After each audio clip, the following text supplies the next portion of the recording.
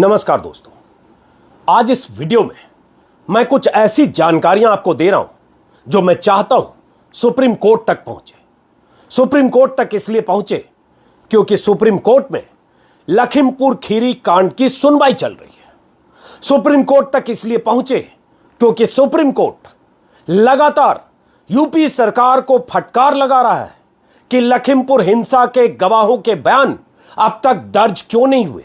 Supreme court तक मेरी बात पहुंचे क्योंकि आज मैंने लखीमपुर हिंसा के एक ऐसे चश्मदीद से बात की है जो उस हिंसा के शिकार हुए, कई दिनों तक अस्पताल में रहे, मरते मरते बचे, लेकिन जब बचे तो आज उन्होंने मुझसे बताया कि उन्होंने पुलिस को अपने बयान में क्या कहा है, लेकिन साथ में यह भी जानकारी दी कि उनके साथ उस वीडियो में जो आसपास कुछ लोग दिख रहे हैं जो मरते मरते बचे, बाल बाल बचे, उन गाड़ियों की चपेट में आकर किसी का पैर फ्रैक्चर हुआ, किसी का हाथ फ्रैक्चर हुआ, कोई अस्पताल में 2 सप्ताह तक रहा, लेकिन पुलिस गवाह के तौर पर उनका बयान दर्ज करने आज तक नहीं पहुंची। वो जानकारी देने से पहले आपको बताऊं दोस्तों, सुप्रीम कोर्ट में सुनवाई चल रही है। लखीमपुर खीरी हिंसा में सुप्रीम कोर्ट की तरफ से बार बार यूपी सरकार को फटकार लग रही है। ताजा मामला यह है कि कल यानी 26 तारीख को सुप्रीम कोर्ट ने यूपी सरकार को फटकार लगाते हुए कहा कि 5000 लोग, 5000 किसान चश्मदीद थे पूरी घटना के, हिंसा के, और वहां आसपास मौजूद थे, फिर आपको सिर्फ 23 गवाह ही क्यों मिले।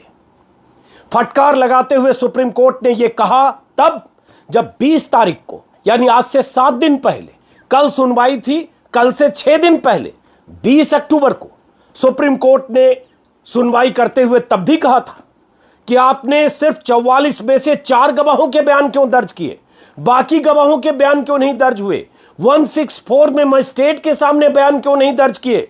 तब सुप्रीम कोर्ट ने यहां तक कह दिया था, ऐसा लगता है कि जानबूझकर यूपी सरकार जांच में देरी कर रही है, अगर आपकी मंशा ऐसी है तो आप पीछे हट जाएं, हम देख लेंगे।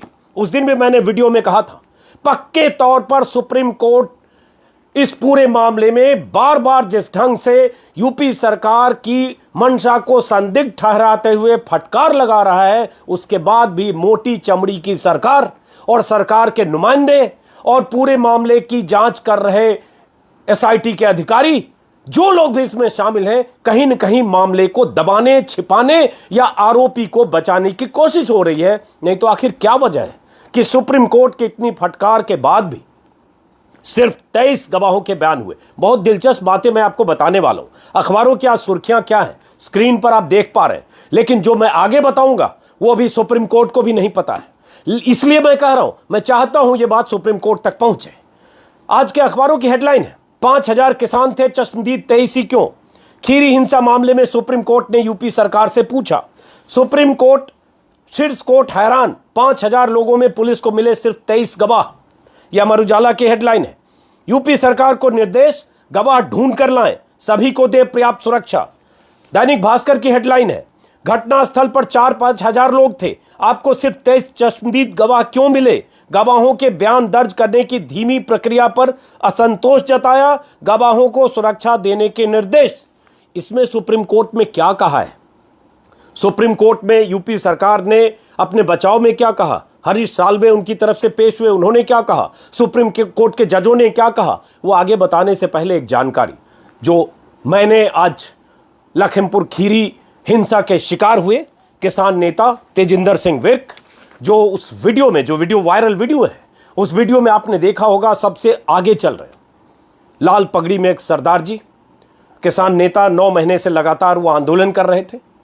सबसे आगे उनके आसपास कुछ लोग, वीडियो में विस्तार से मैंने दिखाया है, उस गाड़ी की चपेट में आए जो थार गाड़ी उस मंत्री पुत्र की गाड़ियों के काफिले में सबसे आगे था। कहा जा रहा है वो थार मंत्री अजय मिश्रा का बेटा मोनू भैया चला रहे थे, आशीष मिश्रा, अभी वो सलाखों के पीछे। मामले में 10-12 गिरफ्तारियां हो चुकी हैं। तेजिंदर सिंह विर्क जो बुरी तरह से घायल होकर जिंदगी मौत से जूझते हुए मेदांता अस्पताल में गुरुग्राम में भर्ती रहे, मैं तब भी उनसे मिलने गया था। 19 तारीख को, 3 तारीख की घटना है, 3 अक्टूबर की, 19 तारीख को रुद्रपुर पहुंचे, रुद्रपुर के रहने वाले। 20 तारीख की रात, मतलब 20 अक्टूबर की रात, घटना से 17 दिन बाद पुलिस उनसे उनका बयान दर्ज करने गई। 20 तारीख की रात क्यों गई? क्योंकि 20 तारीख को दोपहर सुप्रीम कोर्ट ने यूपी सरकार को फटकार लगाई थी कि 44 गवाहों के नाम अगर हैं तो फिर 4 गवाहों के बयान दर्ज क्यों हुए, बाकी गवाहों के बयान दर्ज क्यों नहीं हो रहे हैं, गवाहों के बयान दर्ज करने में धीमी गति क्यों है। तब सुप्रीम कोर्ट में यूपी सरकार की वकील ने कहा था दिवाली की, दशहरे की छुट्टियां हैं, उस पर भी फटकार लगी थी। तो तेजिंदर विर्क ने मुझे बताया कि 20 अक्टूबर की शाम नहीं, रात कहें, रात को पुलिस, लखीमपुर खीरी की पुलिस, एसआईटी की टीम उनसे पूछताछ के लिए या उनका बयान दर्ज करने पहुंची। तो आप समझिए जरा, दोपहर में सुप्रीम कोर्ट की फटकार लगती है, उसके बाद पुलिस की नींद टूटती है। एक शख्स जो घायल था, जो मरते मरते बचा, जो सबसे प्राइम विटनेस है, क्योंकि उस वीडियो में सबसे प्रमुखता से वही दिख रहे हैं सबसे आगे, और वो अस्पताल में रहकर लौटते हैं, और उसके बाद पुलिस उनसे पूछताछ करने पहुंचती है सुप्रीम कोर्ट की फटकार के बाद। लेकिन इससे ज्यादा अहम जानकारी क्या है जो मैं चाहता हूं सुप्रीम कोर्ट तक पहुंचे? तेजिंदर विर्क ने बताया कि उसी वीडियो में उनके आसपास 3 लोग जो वीडियो में दिख रहे हैं, हरपाल सिंह, गुरजीत सिंह, हरदीप सिंह। गुरजीत सिंह, हरदीप सिंह बिलासपुर के रहने वाले हैं, उधम सिंह नगर के हरपाल सिंह रहने वाले हैं। ये 3 किसान जिनके तीनों के पैर फ्रैक्चर हुए और घायल हुए और इनका इलाज चीमा अस्पताल रुद्रपुर में हुआ, इन तीनों के पास अब तक, जब मैं ये वीडियो बना रहा हूं, 27 तारीख की सुबह तक लखीमपुर खीरी की पुलिस एसआईटी पूछताछ के लिए या बयान दर्ज करने के लिए नहीं पहुंची है। यह तेजिंदर सिंह विर्क ने अभी अभी मुझे बताया जब मैंने फोन करके जानकारी लेने की कोशिश की कि सुप्रीम कोर्ट की इतनी फटकार के बाद क्या बयान दर्ज हो रहे हैं, किनके हुए, किनके नहीं हुए, नहीं हुए तो क्यों हुए। और जब आज की हेडलाइन अखबारों की ये कहती है कि घटनास्थल पर 4-5 हजार लोग थे, आपको सिर्फ 23 क्यों मिले, और 5,000 लोगों में पुलिस को सिर्फ 23 क्यों मिले, या 5,000 किसान थे, चश्मदीद 23 ही क्यों, ये सारे अखबार की आज हेडलाइन है, तो आप समझ लीजिए 3 के तो मैं नाम बता रहा हूं जिन तक पुलिस नहीं पहुंची, जो इलाज कराकर अपने घर पर हैं, बिलासपुर में होंगे, उधम सिंह नगर में होंगे। अगर यूपी पुलिस चाहती है, इनके नंबर नहीं मिल रहे तो नंबर भी मैं लेके दे सकता हूं, वैसे तेजिंदर सिंह विर्क के पास होगा। और अगर अब तक पुलिस इन तक पहुंची है तो अच्छी बात है, लेकिन मेरी जो जानकारी है, वकाल तेजिंदर सिंह विर्क, अब तक पुलिस नहीं पहुंची।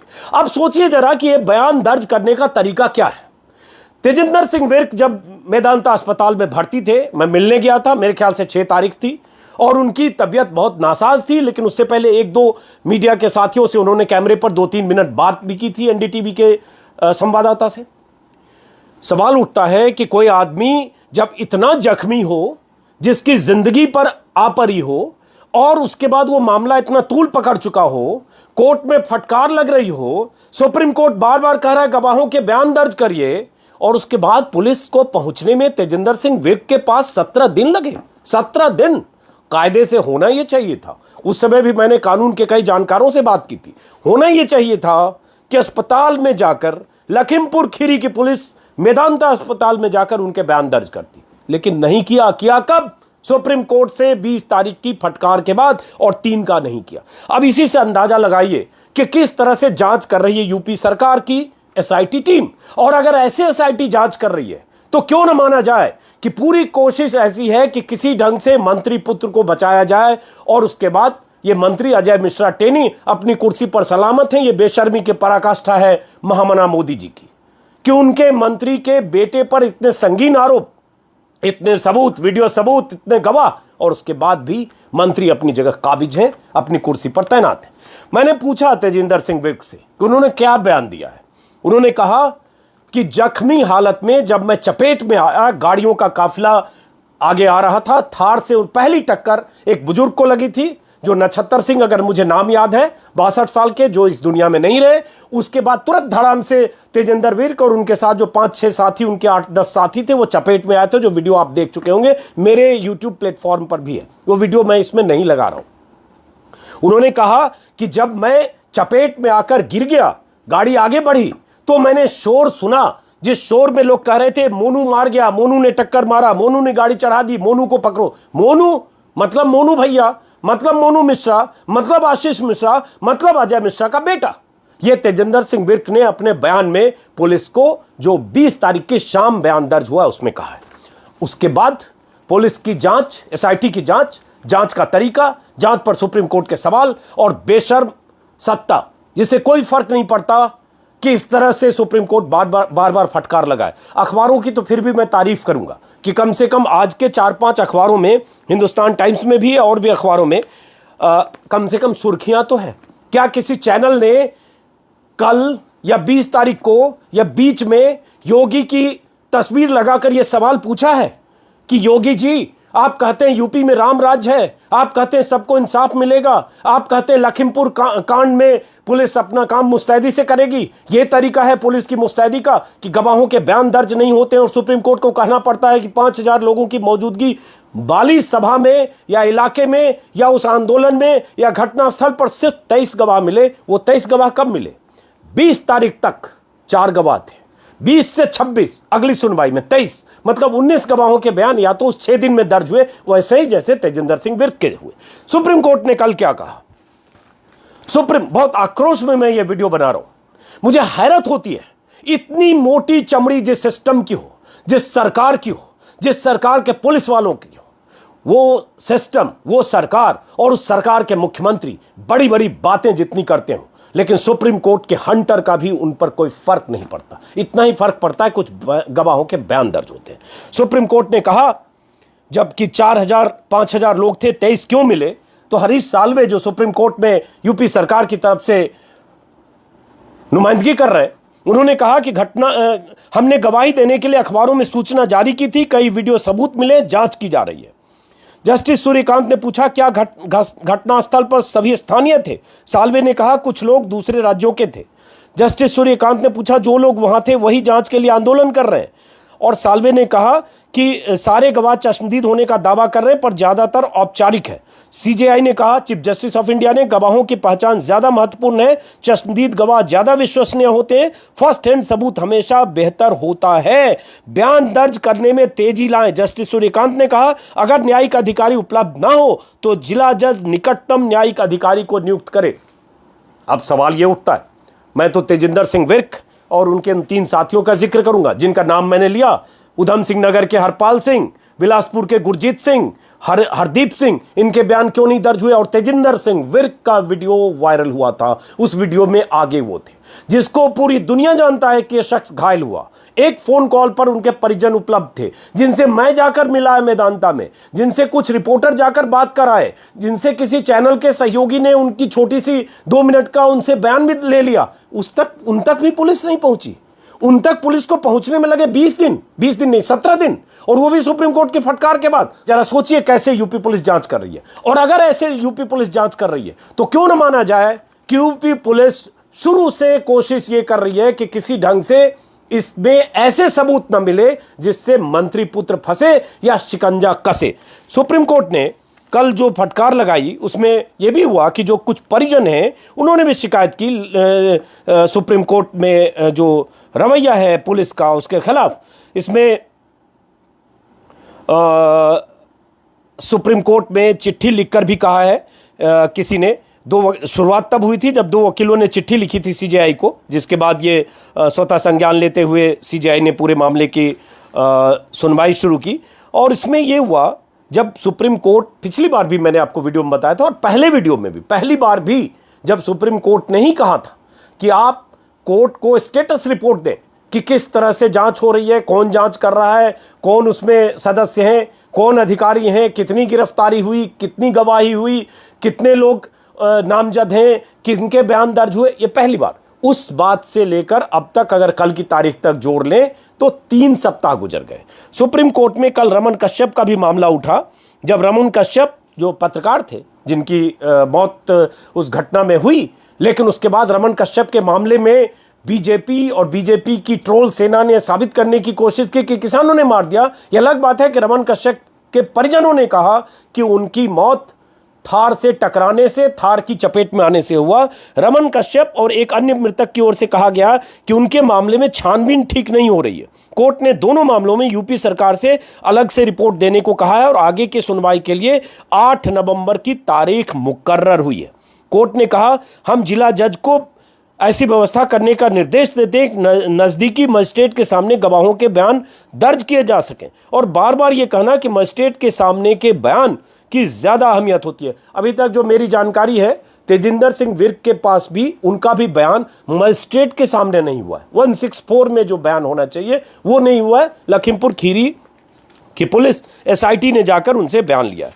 तो अब इसी से आप अंदाजा लगाइए पुलिस का रवैया।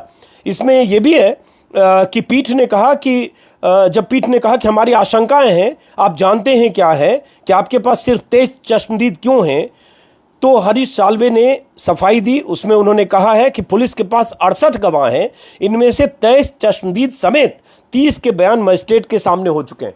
मैं चलिए मान लेते हैं 30 के बयान हो चुके हैं, जो 20 तारीख तक सिर्फ 4 के बयान थे, उसके बाद मान लीजिए 25-26 और हो गए, तो सवाल उठते अब तक बाकियों के क्यों नहीं हुए। आरोपियों की पहचान में प्रत्यक्षदर्शी अधिक विश्वसनीय होते हैं, वही जो कोर्ट ने कहा। और साल्वे ने कहा कि सीलबंद लिफाफे में धारा 164 के तहत दर्ज कुछ बयान कोर्ट में पेश कर सकते हैं। हालांकि सभी 16 आरोपियों की पहचान हो चुकी है। ओवरलैपिंग वीडियो भी है, हम वीडियो के सटीक फ्रेम प्राप्त करेंगे जिन्हें प्रमाणित किया जाएगा। कई गवाह औपचारिक हैं, लिहाजा उनके 164 के बयान लेने की जरूरत नहीं है, शायद हरीश साल्वे ने कहा है। खैर, जिस घटना के, जिस हिंसा के इतने गवाह, इतने सबूत, इतने लोगों की मौजूदगी, कोर्ट की बार बार फटकार, साफ साफ कहना कि अगर आप जांच में धीमी गति से जांच कर रहे हैं, आपका रवैया संदिग्ध है, तो आप पीछे हट जाएं।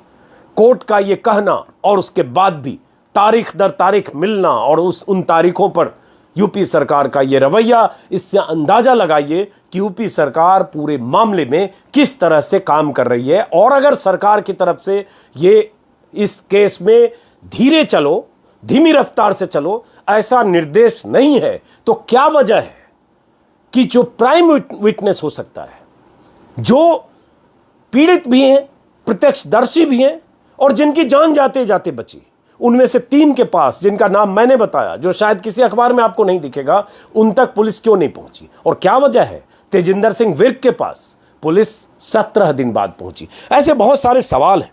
इन सवालों का जवाब सिर्फ सुप्रीम कोर्ट के हंटर से हो सकता है, सुप्रीम कोर्ट की फटकार से हो सकता है यूपी सरकार देने को मजबूर हो। लेकिन अब तक जो रवैया है और अब तक जो तरीका है, उससे पूरा मामला ऐसा लगता है कि किसी भी ढंग से कुछ ऐसे सबूत तलाशे जाएं जिससे उन किसानों को कातिल साबित किया जाए। कुछ ऐसी तस्वीरें जारी हुई जिससे ये पता चले कि किसानों ने हिंसा भड़काने में क्या भूमिका अदा की। कुछ ऐसा ऐसी पैरेलल जांच हो, ये भी कोशिशें कहीं न कहीं हो रही है। जो पिछली बार भी सुप्रीम कोर्ट ने कहा था, हम बाकी FIR की बात नहीं कर रहे हैं, हम उस FIR की बात कर रहे हैं जो FIR कार से कुचलने से हुई है। तो दोस्तों,